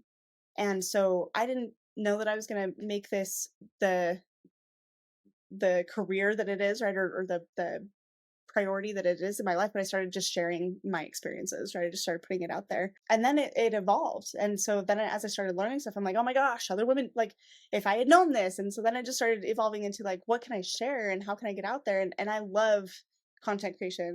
That's my background. I love all things content creation and the artistic side of things. And so it was really easy for me to just find a place for myself in my little corner of the internet. And I just started sharing what I was learning. And then it evolved into like, oh, what if I just like really document this? And so I started documenting my own healing journey, right? And then that evolved into the Explant Secrets book and the Explant Secrets recovery course. And over that time, Instagram was really the only place I was focused on sharing my message, because that's where I had just started posting my stuff from the beginning. And so then what ended up happening was somebody hacked that account, and over almost a year of my personal journey and all of that information was deleted. And it was so heartbreaking. I was literally just like a year of work, of like literally of passion and life, but also my personal progress, right? Like Mm. I would also go back and look at myself in that those phases. And so Yeah. they took all of that away from me, and I was devastated. And the worst part about it, though, was that there are hundreds of women waiting on my reply, that I have their reply ready, but I don't know what Mm. their handle is. And so Yeah. that's really heartbreaking for me. There's also women like we're doing an Explant Secrets Summer Summit for the 1 year. Anniversary. Thank you. The 1 year anniversary of my explant. So on August 17th, 2023, we're doing a summit, and I have amazing speakers lined up, and some of them I don't know their handles. And so like that was super frustrating. But the biggest thing was the women that were depending on me for help, and now I can't find them, right? I don't know what their handles were or how to contact them. So I was really devastated. But I have to say, I'm not one to let somebody else determine, what I do with my life. And so very quickly I had a cry, or maybe like five, but sucked it up. We rebuilt, right? I'm in the process of rebuilding and resharing content at the new on the new page. And I have to say though, it's been actually a really wonderful experience, because the women in this community are next level. Like I have never been I've been in business for a long time. I've had the opportunity to experience competition, right? And certainly there are other women out there that have breast implant illness courses and are coaching women on healing through this. Like I'm not the first, right? All of the women that are the women that helped me through my personal journey, I reached out to just to let them know what was going on, and all of them shared helping me rebuild my following. Where else in the world do you see it? Like you don't, Mm. right? You Yeah. don't find that. Like and they did. They all went out of their way to help me rebuild and to not lose my fire for this, and to not be defeated. And it's been amazing. And so I'm really grateful for that from a personal place, but also like that's the kind of community we have, right? We're not here to make money off of people because they're sick. We're here to No. help people. Yeah. And it's clear when people who have 60,000 followers and 10,000 followers and 40 and 2,000 are willing to help somebody start completely over, who has, like, I have a course that I offer, right? I have training that I offer that that competes with theirs, and they're happy to help me do that. That's Mm. amazing. I've never seen that in any other place. And for that reason alone, I will never, ever give up on the women who are like the advocates in this space. But I'm definitely not giving up on us. Like, this community has my heart and soul, and I don't care. It doesn't matter what happens on Instagram or Facebook or any other social platform. I am in this fight and I'm not giving up. So if I have to start over 100 times, I will. But Yeah. thankfully, And you've got that support out there in the community that they'll yeah, reshare whatever they need to yeah. Yeah, I next remember level. seeing it come up, right? So it was a Sunday morning here, Oh, and I was yeah. like, who is this person that I'm following? Like, having a public Instagram. I don't have a lot of followers. I don't know much about content creation. I just kind of share like, this is a Yeah. thing and then this is an episode. Like, but you'll get the occasional random person following you who isn't like, they've just followed you from a hashtag or Hmm. but I don't tend to follow those people back. It's only really people in the breast implant illness and holistic health world that I follow back. And then there was this random guy coming up on my feed, and I'm like, is this a weird sponsored thing? And then it was later on in the day where I scrolled down and it was the new name that he'd given it, but it was your photo. And I was like, oh, no, like, I've followed you from the start and all this is gone because of some idiot. Like, but what, I don't understand what these people are trying to achieve, because, like, I mean, that Instagram is now gone thanks to him, which makes Right. me angry. But, like, what, like, we were obviously going to see that and go, unfollow. Who's this idiot? Like, I don't understand it. Right. I mean, I initially I feel like it was absolutely just to gain the followers, right? And I'm sure if that was the intent, that it was to gain followers to create traction for taking advantage of people in some other way. Like, it looks like a Mm, legitimate account, right? It's been established for almost a year. It has 2,000 or 3,000 followers or wherever I was at, and legitimacy for that reason. So I'm assuming it was to leverage for fraud. But there's also been more than in the conversation that I've had the opportunity to have with other advocates who've been building their social presence. I'm not the only one that has had my stuff hacked and taken over, and so it is also really interesting to me. I don't know that this is true, right? I don't have any proof, but it is really interesting to me that I started to gain a lot of traction. All of a sudden, I was starting to gain followers pretty quickly, and people were reaching out to me for help, and that's when it happened. And I can't help but wonder, right, if there was a bigger issue with that, because there's only so many of us out there really pushing this message. mm. And another friend of mine who is an advocate had 5,000 followers, and hers got hacked and taken away. And so it just makes me wonder. Yeah, we've got that to contend with, and shadow banning of certain hashtags, that kind of stuff. And it's like, just let us be. Like, we're just trying to help people here. Yeah, Mm, right. Oh, I was so mad, but I whatever. The only thing I'm still, it still bothers me just because like I said, there's so many women out there that were waiting for my research. mm, Because one way that I typically work with people is, like, women will message me on my Instagram, right? And I will always respond. And if they have questions, sometimes those questions aren't just easy answers. Sometimes I have to look into things that are specific to them. And so I will always take the time to do that and research and respond to them. So sometimes it's not an immediate turnaround. mm. And because of that, there's, a dozen of them who now I don't know how to find them. Yeah, hopefully, But yeah, with people sharing the message, we'll, like, yeah. yeah, we'll be able to get them back to you somehow.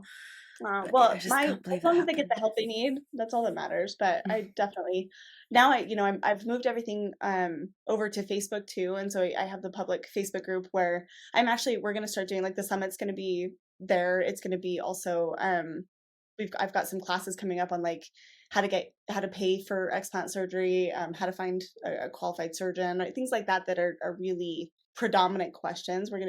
I'm going to be doing some classes, some free, like, web classes on those things in the Facebook group anyway. And Okay. so everybody's going to have access to that kind of stuff. And then obviously, like, my email list, if you want to get on the email list, then I can always contact you that way, figuring out what women need rather than having to, like we talked about, I went through a lot of time to invest in trying to find a surgeon, right? To find. And so like one of the free resources we have is the Explant Secrets Master Surgeons list, Mm-hmm. which that includes all 50 US states and then 40 countries. And it's still a work in progress. We're still adding new surgeons every day, but it's a list of surgeons that have been recommended to me by women who have had them remove their implants and seen positive healing results from breast implant illness. And so rather than having to, you know, spend months going through 16 surgeons to figure out who to ask, that resource makes it way easier. And Yeah, so like that's that amazing. resource, a list of questions to ask, because there's I've got a list of 14 questions that you need to be asking. Mm-hmm. Regardless of if they're on my list or not, you need to ask these questions because you need to know that this is somebody that really knows what they're doing. And so that's in there. And then also the explant survival guides, like what to prepare for, like the month before and up to a month after explant surgery. So if you go to explantsecrets.com, you can literally just download that for all of those resources for free right there too. So that is, doing that gets you on the email list too. So I can always contact you that way. Awesome. Cool. I'll Yeah. pop all of the links in the show notes, Okay. yeah, so that people can access. So that's really great that you've got that resource. It's something that I've been sort of looking into, maybe doing a bit of a website that has that kind of thing, like, because I didn't know, like, you know, I sort of knew to ask how much time I'd need off of work so I could like work no. I had to ask my doctor about like sleeping, and it was the nurses in hospital that answered that question for me. But a lot of the stuff that I learned, like getting the button down pajamas, getting the zip up bras, that was stuff that I learned through the BII community, whether it was on their Facebook groups, whether it was, yeah, on Instagram. That's how I found out about it. So yeah, the more kind of stuff that we can put together for people out there, the better, because Totally. people are just going to be better prepared. And you've already got enough to think about. You're going through a massive change in your life, physically, emotionally. You know, the more stuff that you can have prepared before the surgery, just, yeah, changes the game big time.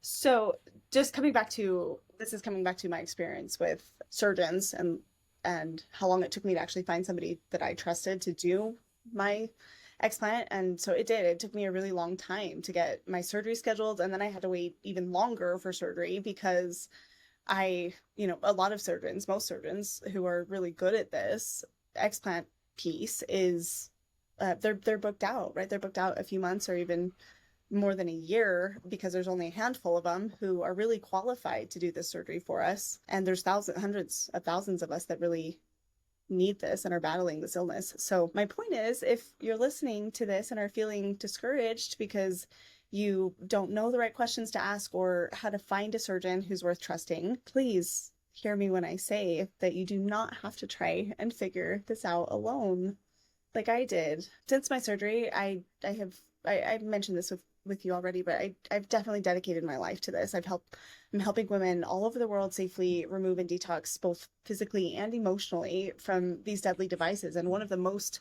crucial steps in that process is finding a surgeon that you can trust to actually help you heal from this.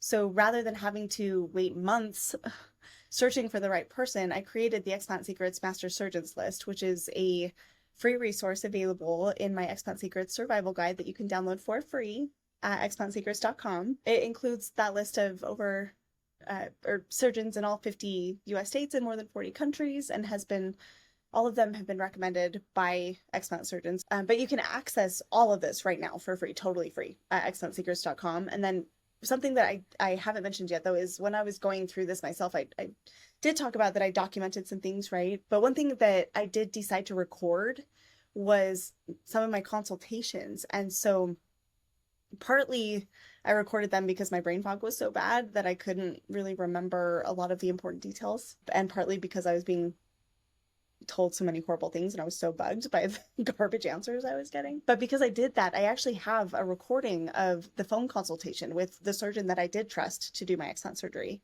And I've since shared that on my YouTube channel in its entirety. I did that because I want you to have an actual good example of what you should be looking for and what surgeons should be saying and what you deserve from a surgeon. And so just on the Explant Secrets YouTube channel, you can see it right now. It's about a 40-minute video, and it's the entire consult from start to finish that is the consult, like the actual one with my surgeon, so that you can hear what questions he asked, what my questions were, what it was like, and that way you have an idea of what a good consult actually looks like.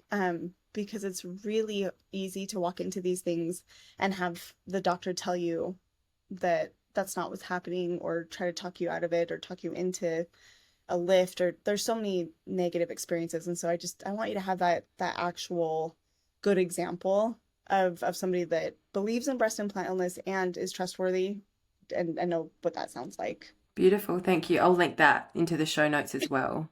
This stuff is hard enough, and it's one of those things that a lot of us battle by ourselves, but we really don't have to. And I went through so much of this journey alone and feeling alone. And I just don't want women to feel like that, because there are so many of us that have already been there and are on the healing side of this. Like, you don't have to figure out what questions to ask. You don't have to hunt down surgeons in all the states around you and then try to figure out which ones are best. Like, we've already done that, right? So just use the resources that are already there for you, and try to make the process as easy as possible, because it's so much harder when you go at it by yourself. It really is. Yeah.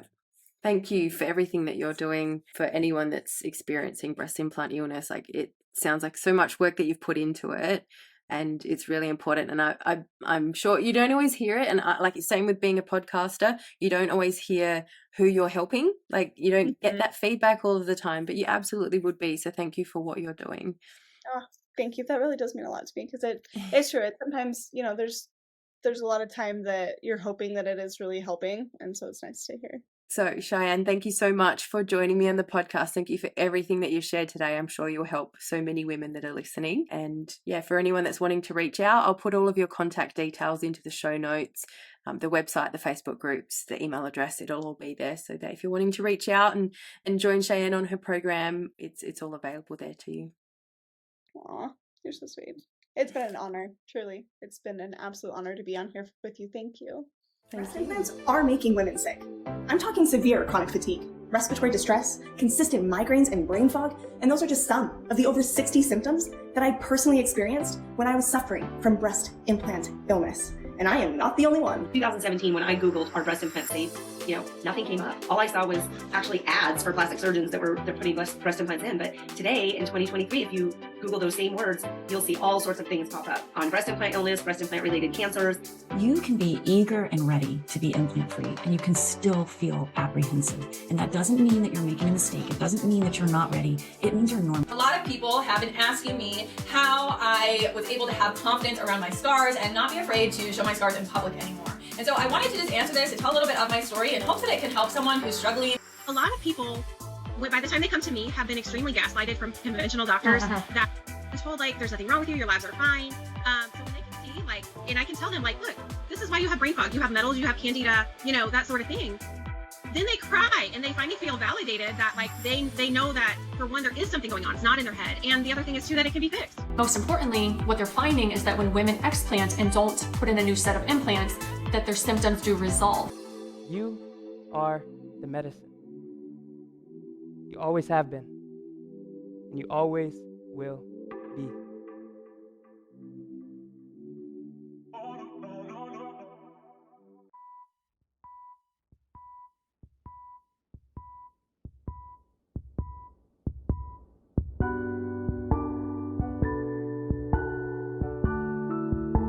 This podcast shares my own experience and research. I'm not a medical or health professional.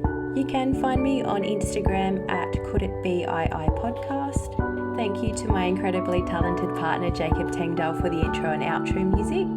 All recording, editing and artwork is done by me. Thank you